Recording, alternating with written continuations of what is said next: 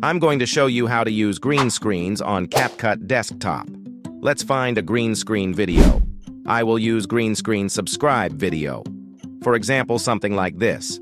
I downloaded this video. To learn how to download a YouTube video for free, take a look at my video. Let's go to CapCut and create a project. I will import the green screen video, and after that, I will import this sample video. Let's add this on the timeline. This green screen video should be at the top because there are layers. This is the first layer. This is the second layer. First layer means that it is in the foreground. Alright, as you see, our green screen is this.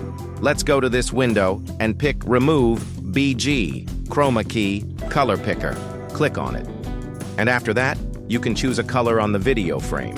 We will choose green, so it was removed. But let me show you. There are some green parts here.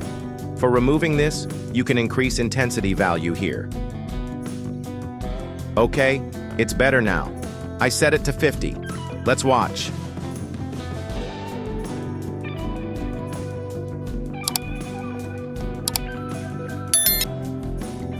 Well, let's make it 60. Finally, all we need is just resizing it and replacing it on the corner. That's it, everybody.